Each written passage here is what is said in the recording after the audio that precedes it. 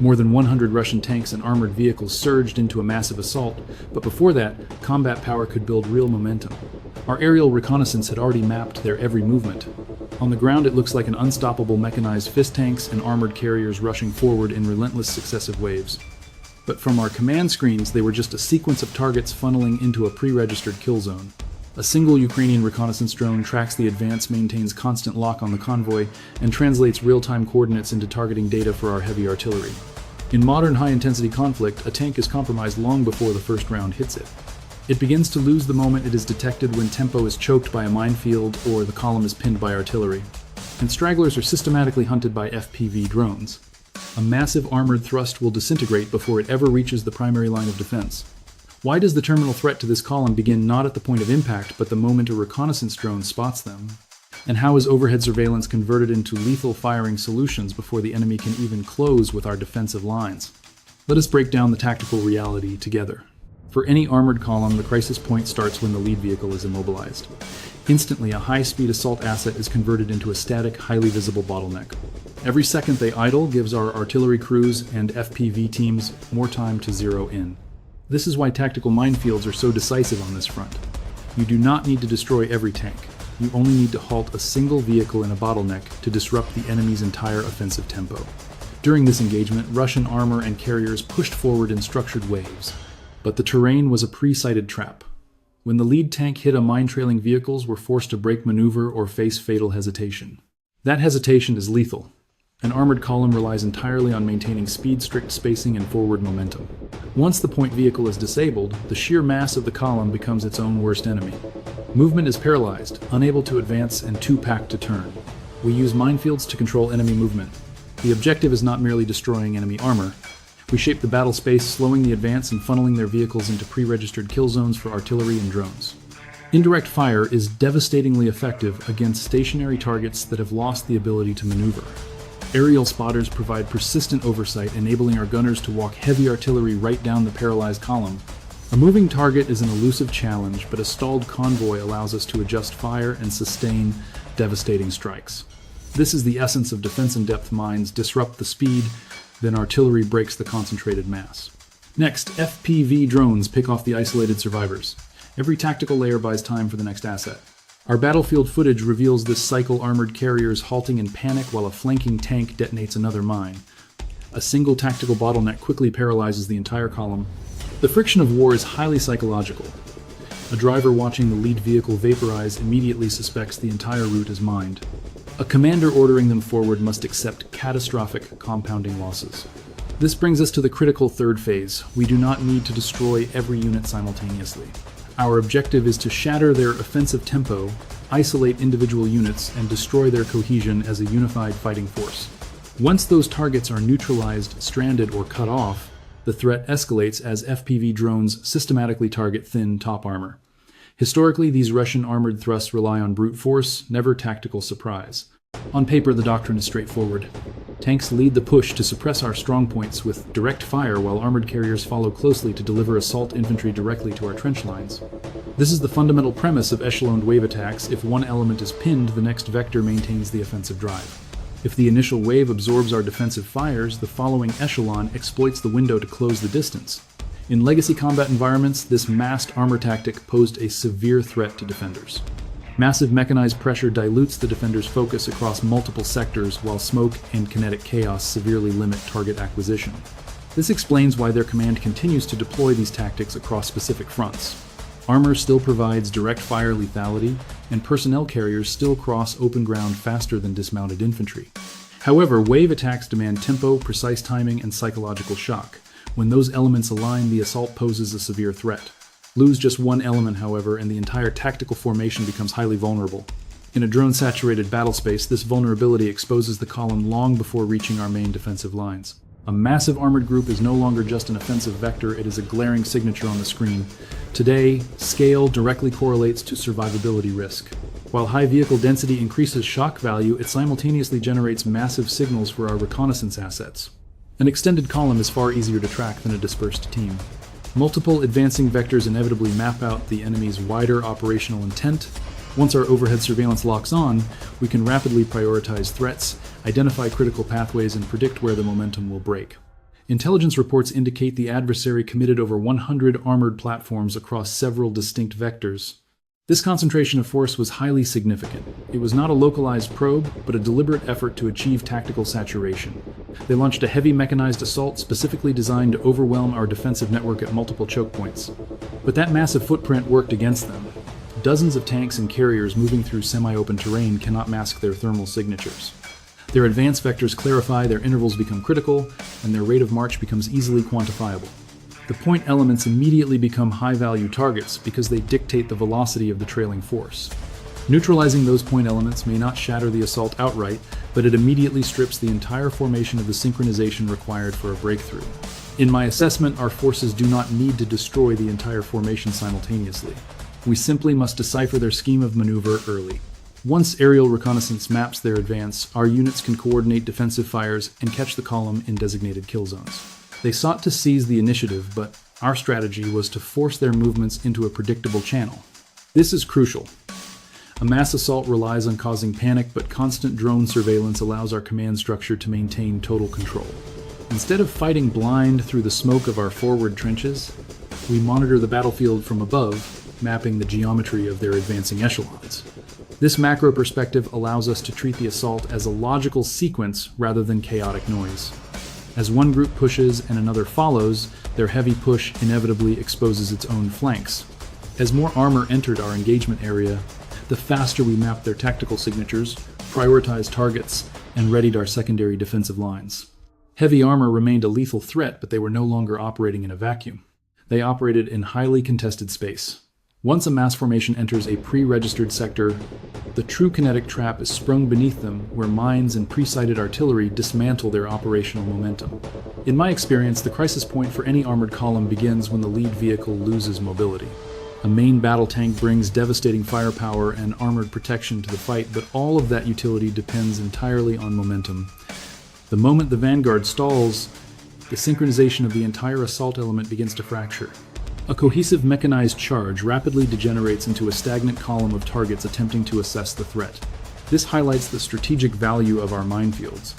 A single mine does not need to achieve a total unit kill. It only has to force a mobility kill at a key choke point, causing trailing elements to break, bypass, or freeze while awaiting orders.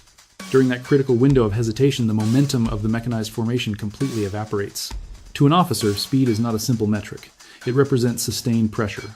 Armor requires strict spacing, precise timing, and clear direction. If the point vehicle halts suddenly, the trailing assets immediately bunch up. Any attempt to bypass the disabled lead platform risks pushing other vehicles into secondary mine belts. This is where tactical mining becomes a cognitive weapon. It transforms into an active terrain shaping tool, allowing our forces to constrict the adversary's mobility corridors. We funnel their armor into pre-registered kill zones, bleeding their speed long before they reach our main line. These obstacles do not operate in isolation, they serve to fix the target for our secondary kinetic assets. The moment that column slows down, our heavy artillery begins its work. A maneuvering target is difficult to engage effectively, but a stationary group allows our batteries to adjust fire with devastating precision. Our spotter drones maintain constant overwatch, tracking active platforms and identifying survivors. They help us walk in the next salvo. You and I are seeing the critical tipping point where a massive mechanized force ceases to act as a unified weapon. Isolated elements attempt to press on, others simply freeze. Panic breeds deviation, and deviation kills. When a crew breaks formation to find another route, the entire mechanized column loses cohesion, and in modern warfare, order is as vital as firepower. For the advancing crews, psychological friction escalates rapidly. Watching your lead armor vanish in a mine explosion instantly paralyzes the driver behind them. Now the commander faces a brutal choice: press the attack or watch his remaining armor burn in the bottleneck. This combined arms trap is lethal. Minefields strip away the enemy's momentum, while pre-registered artillery devastatingly exploits the bottleneck. Overhead drones maintain constant surveillance, turning a once powerful advance into a calculated slaughter zone. We are not just hunting steel. Our objective is to shatter their command structure before they can execute a tactical breach. Once the enemy column halts, they become static targets. A crippled vehicle is a beacon on our thermal scopes. Stragglers lose mutual defense and panic-induced maneuvers expose their vulnerable flank armor. At this stage, Ukrainian forces no longer need to chase a breakthrough. They simply pick off targets one by one. This is where the third phase of the defense locks in. The minefield initiates the disruption. Artillery exploits the gap, while surveillance drones secure total situational awareness. The enemy column still exists, but its operational tempo is dead. Once mines and artillery shatter the enemy's armored cohesion, Ukrainian units transition to precision strikes, deploying FPV drones to target the vulnerable joints of surviving armor. These suicide drones are most lethal when a target is stripped of speed, maneuvering room, and mutual support. At this juncture, the defensive effort shifts from broad area suppression to surgical individual neutralization. The target profile is now isolated and exposed. A main battle tank crippled by mines is easy prey for aerial analysis. Once drone pilots map the blind spots, they systematically hunt for areas where the heavy plating fails. Modern tanks are engineered to survive frontal kinetic energy, but drone warfare attacks from entirely new vectors. They strike vertically from the rear, or navigate directly through gaps in the field-applied cage armor. This is why operators deliberately target known design flaws: the turret ring engine, exhaust roof, armor, and the vulnerable gun mantle. Total catastrophic destruction is not always the goal. Often we aim for mission kill, destroying vital systems, until the vehicle can no longer maneuver, observe, or target. The enemy recognizes this threat, which is why their armor now sports extensive improvised shielding. We routinely see steel cage armor, protective screens, and improvised grills welded over the turret and engine deck. These standoff defenses are designed to detonate shaped charges, prematurely neutralizing the initial kinetic blast. They can deflect incoming rounds or absorb the hit, but static defense has its limits. Heavy screening can delay a penetration, but it can never cover every single gap in the hull. Furthermore, this dead weight severely compromises the tank's mobility and limits the crew's visibility. Crucially, it fails to solve the primary threat. As long as our recon drones maintain eyes on, we can adapt our vector for the next strike. This makes rapid, successive FPV runs lethal. The first drone strips the reactive armor or cage. A second drone exploits the breach. Subsequent strikes then systematically dismantle the engine, the drive sprockets, or the optics, keeping the crew combat effective. From a distance, the hull may appear intact, but inside the combat zone, its tactical utility is rapidly degrading. We have seen enemy tanks absorb multiple hits and keep fighting, which is a vital variable. It proves that improvised armor can buy precious survival time. The crew might keep their weapon systems active or limp back toward tree lines. Improvised shielding buys them minutes, and on the modern battlefield, minutes decide who survives. Regardless, mere survival does not equal tactical dominance. A damaged vehicle retreating into defilade is no longer spearheading a coordinated assault. Its mission has devolved from offensive breakthrough to pure survival. When we blind their optics, disrupt communications, and restrict their mobility, the asset is effectively combat ineffective. The physical hull remains, but its utility is gone. Once it ceases to influence the front line, it is no longer a threat. Our forces do not require flawless strikes. We just need relentless pressure until their protection, mobility, and crew cohesion fail simultaneously. When a crippled armored vehicle seeks refuge in tree lines or ruined structures, we transition to the secondary phase, deploying bomber drones to systematically interdict the logistics and maintenance units, keeping their offensive breathing. Halting the enemy's advance is rarely the end of the engagement. As soon as hostile armor stalls or retreats under kinetic pressure, Ukrainian forces maintain their tactical pressure through asymmetric means. The initial FPV strike merely disables. The subsequent hunt determines if the armor is salvageable or becomes a permanent operational loss. This is where night operations prove decisive. Historically, darkness offered sanctuary for crippled armor to retreat, repair, or wait for tactical recovery assets. Today, that tactical sanctuary has completely dissolved. Thermal reconnaissance UAVs and persistent strike drones continue hunting long after twilight. A tank concealed in tree lines, a disabled APC near ruins, or a parked transport. Ground-level cover is an illusion when aerial sensors exploit every thermal signature from above. The kinetic engagement does not end with one blast. A crippled asset is monitored, geolocated, and targeted for a secondary strike just as the crew lets down their guard. Engine heat signatures, dismounted movement, fresh track scars, or evacuating personnel allow drone operators to maintain a continuous lock. A munitions dropping drone targets thin top armor, open crew hatches, structural weak points, or onboard ammunition compartments. Even armor surviving the initial impact faces destruction if mobility is lost and concealment is compromised. The psychological friction is immense. The adversary crew faces a brutal dilemma: remain inside, dismount, or pray for rapid tactical recovery. Every course of action is high risk. Remaining static invites another precision strike. Dismounting exposes troops to open terrain, ensuring the hunt never stops. Ukrainian forces continuously pressure disabled armor until it is fully neutralized. Tactically, Ukrainian forces push interdiction beyond the front lines. Once the spearhead is blunted, the target list shifts to the critical logistics, keeping the offensive alive. Supply depots, communication nodes, transport fleets, and troop staging areas are integrated into one lethal engagement zone. This is vital because multi-wave offensives require more than raw armor. They demand fuel ammunition, secure communications, and command cohesion. By striking these rear echelons, the adversary loses far more than mere frontline combat platforms. They lose the operational capacity to deploy their next echelon at full combat strength. A tank without fuel cannot exploit a breakthrough. An APC severed from command cannot insert infantry at the decisive moment. This multi-layered interdiction makes the drone campaign highly devastating. It neutralizes the vanguard armor, then systematically dismantles the sustaining logistical footprint in the rear. An operation launched with massive armored columns can quickly dissolve into shattered logistics and severed communication links. This drastically blunts the adversary's operational tempo. We are no longer observing just a single isolated column defeat. This serves as a broader doctrinal lesson on the evolution of maneuver warfare under persistent aerial surveillance. High-intensity conflict forces armor to operate under constant surveillance. In this theater, combat platforms face lethal threats long before they reach the forward trench lines. Reconnaissance UAVs detect them deep in the rear, tracking their movements across open terrain. They are integrated into a coordinated fire direction system long before the crew realizes they are targeted. This completely redefines tactical movement. Concentrating large armor assets no longer projects overwhelming force. Instead, it presents a highly visible target signature. Yet this does not mean armored combat platforms are obsolete. They remain critical for mobile firepower, crew protection, and inserting infantry through heavily contested terrain. No unmanned system can duplicate the psychological shock effect of coordinated armor executed with tactical precision.